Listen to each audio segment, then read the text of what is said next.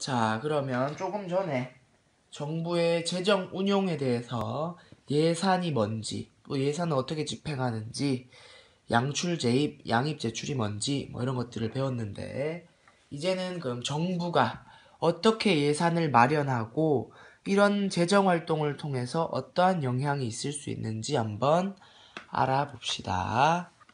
자, 여기 78페이지에 이 부분을 보면 돼요. 정부의 예산은 크게 재정 수입 부분과 재정 지출 부분으로 구성된다라는 내용인데, 이걸 제가 정리해 왔습니다. 정부의 예산이 뭔지 알았죠? 아까 말했잖아. 재정 활동을 위해 수입 지출을 사전에 계획하는 것이 예산이었죠. 자, 재정 수입이라는 건 들어온다는 뜻이잖아. 세입이라고도 하는데, 돈을 마련하는 걸 말하는 거예요. 정부가 필요한 돈을 마련하는 것, 들어오는 돈. 어떤 방식으로 돈을 마련하는가? 첫 번째, 세금. 조세라는 건 세금이죠, 세금. 나라에서 걷는 세금인데, 세금을 걷는 거야. 조세 수입이라고 표현합니다. 그래서 대표적으로 재정 수입의 방법이 바로 조세 수입이고, 이게 주요 수입원이에요. 국가의 예산에. 두 번째, 국가가 보유한 재산을 매각하는 거야. 국가가 가지고 있는 재산 중에 뭐 땅이 있을 수도 있고 건물이 있을 수도 있고, 그죠? 그런 것들을 판매해서 돈을 마련하는 방법이 이런 방법이고요. 또 세 번째, 국공채 발행. 예전에 사회 배우면서 채권 하면서 설명을 했었던 거예요. 채권의 종류에서 국공채와 회사채라고 나누어서 설명한 적이 있었죠. 국공채는 국채와 공채를 합쳐서 부르는 말이에요. 국채, 공채를 합쳐서 부르는 말인데, 국가나 공기업이 발행한 채권이야. 채권을 발행하니까 일반 사람들이 그 채권을 가지고 돈을 빌려주는 거죠, 국가에. 그럼 국가는 그 빌린 돈을 가지고 재정 활동을 하는 거예요. 그죠? 그리고 이자를 주고. 그런 식으로 빌려서 재정 수입을 하니까 국공채 발행도 재정 수입 중에 하나다라고 볼 수 있고요. 재정 지출 혹은 세출이라고 하는데, 이제 어떻게 쓰는 방식을 말하는 건데, 집행 계획을 수립한 후 지출합니다. 아까 말했던 이런 것들, 계획을 짜서 쓴다 그랬죠. 그 말이에요. 집행 계획을 수립 후 지출한다 하는 거 간단하죠.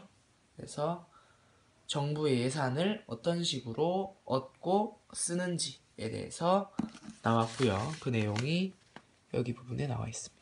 78페이지. 자, 그러면 이제 정부의 재정 활동으로 인한 영향에 대해서 한번 알아볼게요. 여기 그림이 나와 있죠. 재정을 수입하면 뭐 어떤 일이 일어나고, 재정을 지출하면 어떤 일이 일어나는지 그림으로 나타내긴 했지만 글로는 모르잖아요, 여러분들이. 그래서 이러한 그림을 제가 보기 좋을까요, 이게? 보기 좋겠지. 한번 나타내 봤습니다. 먼저 세입, 돈을 정부가 걷어들였을 때, 이러한 방식들을 이용해서 돈을 걷어들였을 때 어떠한 영향이 일어날까? 어떠한 영향을 미칠까? 자, 첫 번째, 가계와 기업의 소비, 투자 활동에 영향을 미칠 수 있습니다. 자, 보시면 알다시피 가계나 기업으로부터 세금을 걷거나 그렇죠. 그렇게 하면은 세금을 많이 거둘 수도 있고 세금을 적게 거둘 수도 있죠, 정부가. 그런 식으로 정부가 활동을 하면 아무래도 가계에는 소비에 영향을 미치죠. 가계가 있는데 갑자기 정부가 세금을 많이 가져가. 그러면 어떻게 돼요? 우리가 배웠던 개념으로 어떤 소득이 줄어들어? 가처분 소득이 줄어들죠.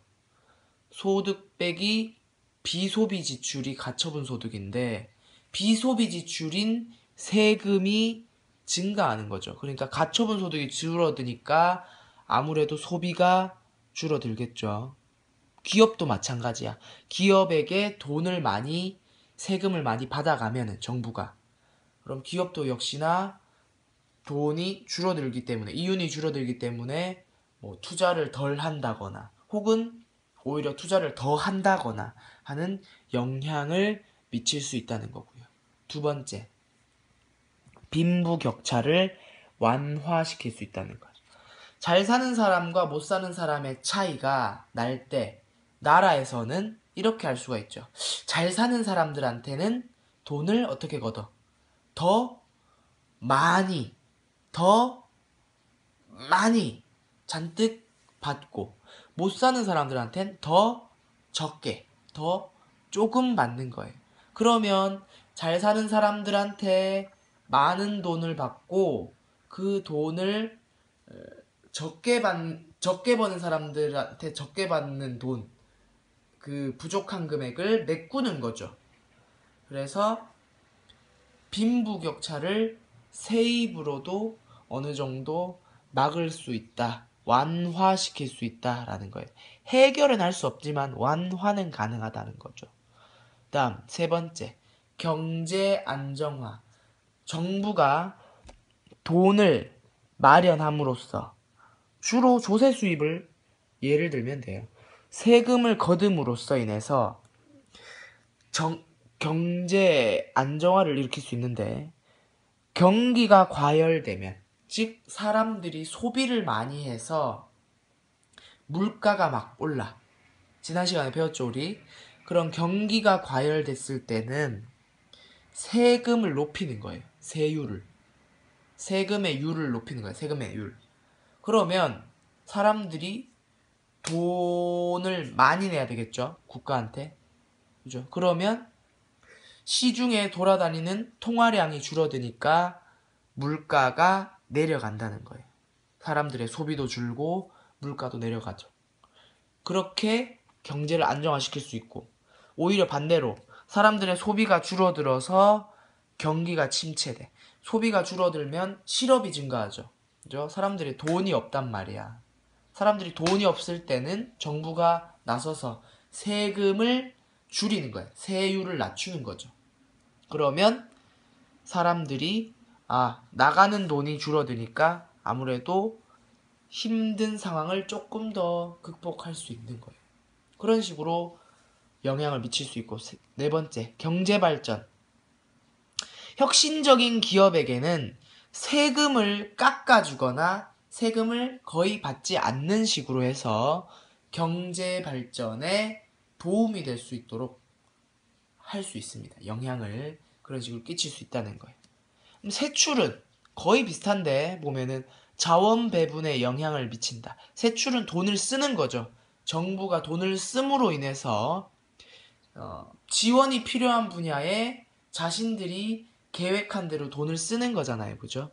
그러면 그 분야에 돈이 가는 거기 때문에 자원 배분이 효율적으로 일어날 수 있는 거죠.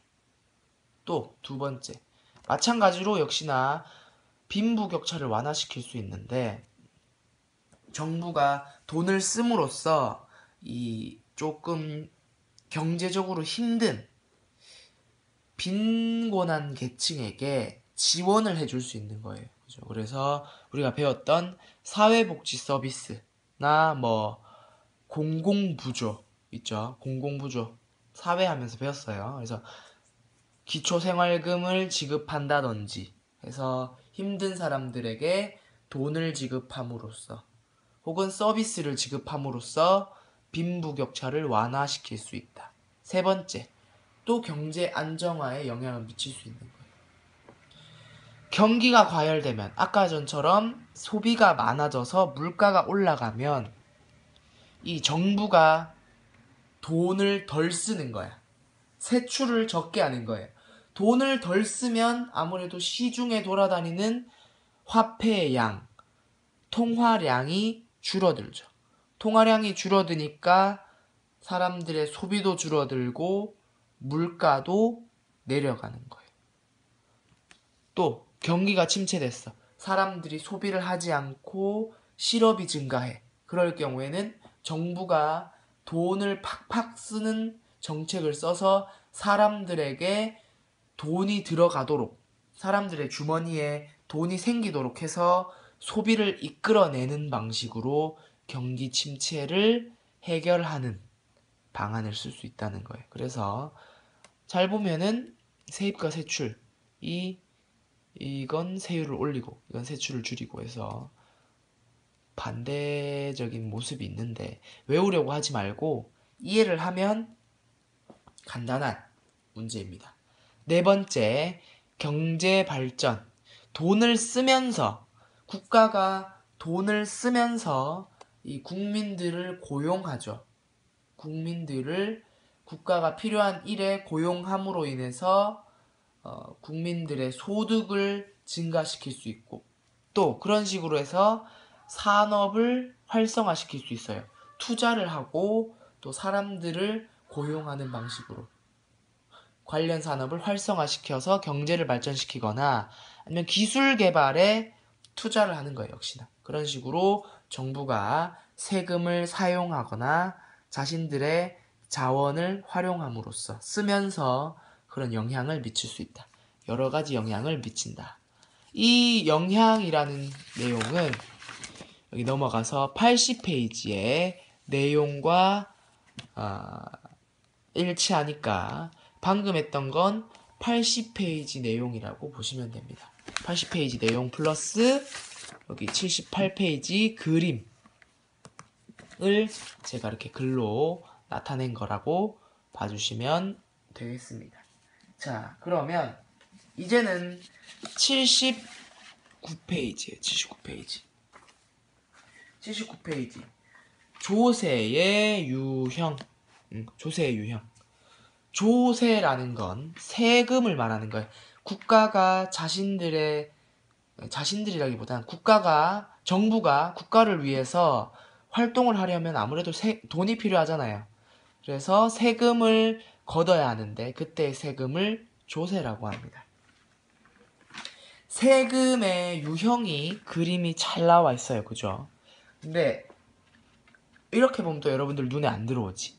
제 설명을 한번 듣고 이 그림을 보면 머릿속에 기가 막히게 들어올 겁니다. 그래서 영상을 한번 끊고 이 설명을 해주고 이 그림을 딱 보면은 머릿속에 완전 정리가 될 겁니다. 영상을 한번 끊도록 할게요.